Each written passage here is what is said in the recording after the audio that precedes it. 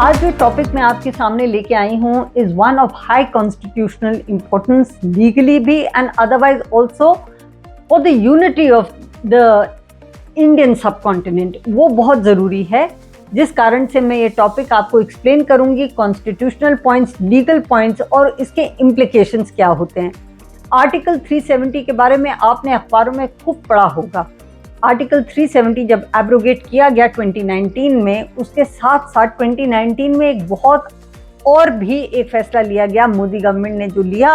And that is to split Jammu and Kashmir into Jammu and Kashmir and Ladakh into as union territories versus being a state. हालांकि उन्होंने कहा था कि बाद में जब things might normalize they might give it back the state of अ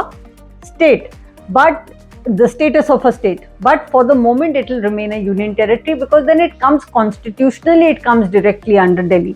तो इस कारण से इन्होंने जम्मू एंड कश्मीर को दो हिस्सों में बांट दिया, लद्दाख का और जम्मू एंड कश्मीर के दो यूनियन टेरिटरी बनाए और एब्रोगेट किया आर्टिकल 370 को।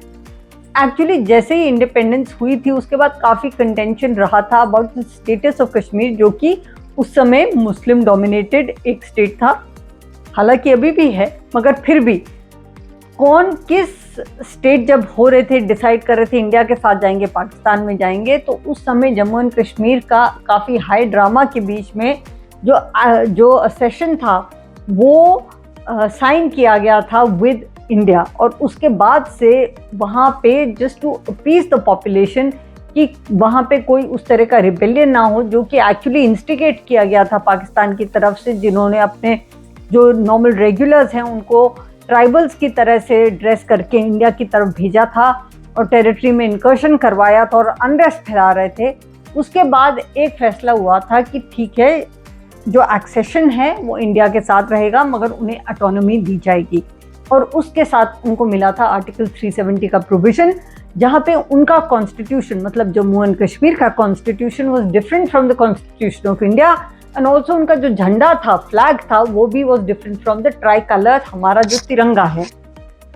And this was disturbing for lot of people including the BJP. हालांकि बीजेपी तो बहुत बाद में 1980 की पार्टी है, उससे पहले जो बीजेपी की रूट है, सावरकर के टाइम की मैं बात कर रही हूँ, तब से कहा था कि दो निशान नहीं होने चाहिए एक देश में, और सबको, और जो सबकी एक एफिनिटी है वो एक ही झंडे में होनी चाहिए, एक ही एम्बलम में, एक ही कॉन्स्टिट्यूशन में होनी चाहिए थी। ये इनकी लॉन्ग स्टैंडिंग डिमांड थी और इसलिए अब 2019 में ही मोदी गवर्नमेंट ने उसी थॉट फिलॉसफी को बढ़ाया था। आर्टिकल 370 में सिर्फ 3 ऐसे पॉइंट्स थे, 3 ऐसे प्रोविजन थे जहां पे जम्मू एंड कश्मीर की कॉमनैलिटी थी इंडिया में, और उनके अफेयर्स इंडियन गवर्नमेंट मतलब न्यू दिल्ली देखता था। एक फॉरेन अफेयर्स, एक कम्युनिकेशन और एक डिफेंस। ये 3 जो बड़े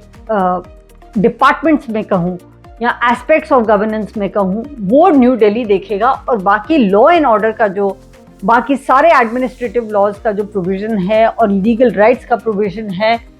सब कुछ तकरीबन was autonomous and as per their constitution, which is the Jammu and Kashmir का जो अपना कॉन्स्टिट्यूशन था, और उनका झंडा भी मैंने कहा कि अलग था। जब एब्रोगेट किया गया तब वहाँ पे काफ़ी अनरेस्ट थोड़ा उस समय हुआ कि ये क्यों किया जा रहा है, और कुछ पिटिशंस दायर की गई थी सुप्रीम कोर्ट में। अब सुप्रीम कोर्ट ने 2023 में ये कहा है कि वो रेगुलर बेसिस पे, मतलब day to day hearing basis पे, every day they will be hearing on this matter, इतनी अर्जेंसी के साथ उन्होंने ये पिटिशन अब उठाई है और कहा है कि अब ये आर्टिकल 370 को डे टू डे बेसिस को से शुरू करेंगे हियरिंग फ्रॉम August 2, और जो भी रिटन सबमिशंस हैं और जो भी और डॉक्यूमेंटेशन इसमें सबमिट होनी है वो सब कर देनी चाहिए एटलीस्ट बाय जुलाई 27। जो इनिशियल पिटिशनर्स थे उन्होंने इनिशियली इसको अपोज किया था, वो एक था शाह फैसल और एक थी सहला राशिद। जो शाह फैसल हैं well known bureaucrat who became a politician, and सहला राशिद उनके अनवेरिफाइड एलिगेशंस रहे हैं आर्मी पे, little controversial sort of a personality. तो ये दोनों ने पिटिशंस दायर किए थे, मगर उसके बाद क्यूरियसली ये पिटिशंस को विड्रॉ भी कर लिया था। तो इन्होंने विड्रॉ क्यों किया वो भी हमें पता नहीं, मगर फिलहाल के लिए सुप्रीम कोर्ट ने जो बाकी पिटिशंस है उसके बेसिस पे कहा है कि वो इस मैटर ऑफ एप्लीकेशन 370 को अर्जेंट बेसिस पे उठा रहे हैं, डे टू डे हियरिंग कर रहे हैं। और उसके अलावा उन्होंने एक बहुत ही इंपॉर्टेंट ये बात कही that they will not look at the impact of the abrogation and that will not decide whether the decision was right और रॉन्ग। मतलब कि वहाँ पे अगर ज़मीनी तौर पे इम्प्रूवमेंट हुआ है, जम्मू एंड कश्मीर में डिफेंस की जो सिक्योरिटी की सिचुएशन है वो इम्प्रूव हुई है, लॉ एंड ऑर्डर बेहतर हुआ है या क्वालिटी ऑफ लाइफ लोगों का इम्प्रूव हुआ है, the supreme court will not look at that while taking a decision कि whether article 370 abrogation was right और रॉन्ग। उसका इम्पैक्ट वो नहीं देखेंगे, वो केवल और केवल constitutional validity of the abrogation उसको देखेंगे। ये एक एस्पेक्ट है। मगर एक चीज जो लोग बहुत क्यूरियस हैं कि अब इतने समय के बाद सडनली सुप्रीम कोर्ट में ये अर्जेंसी क्यों आई है इस आर्टिकल को देखने के लिए,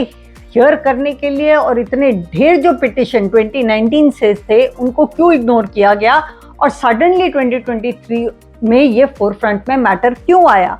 इसीलिए one is wanting just out of democratic thought process कि Supreme Court must be transparent कि वो मैटर क्यों पिक करता है, कौन सा केस पिक करता है, किस समय पिक करता है और किस कारण से करता है। एक ट्रांसपेरेंसी होनी चाहिए, लोगों को पता होना चाहिए why are they hearing the cases that they are. तो ये एक इस चीज का एस्पेक्ट है।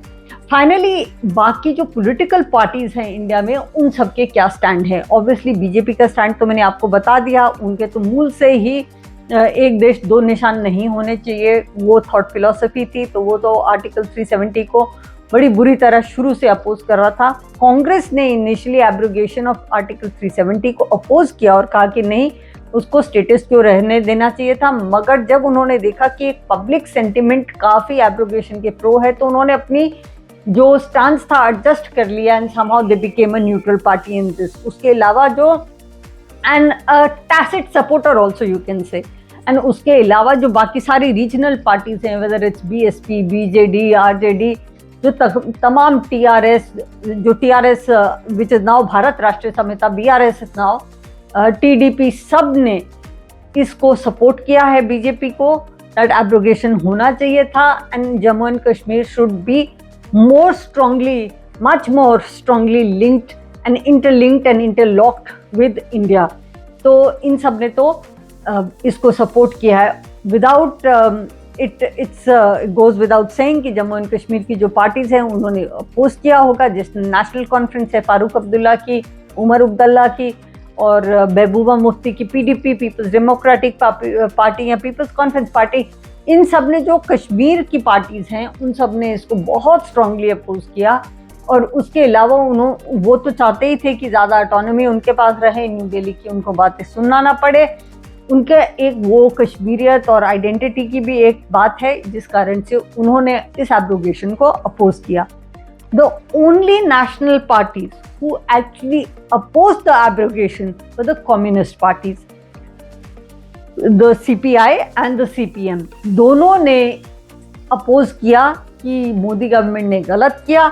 और इस तरह का एब्रोगेशन नहीं होना चाहिए, but they are more the exception rather than the rule, and that is how a democracy is, where everybody has an own opinion.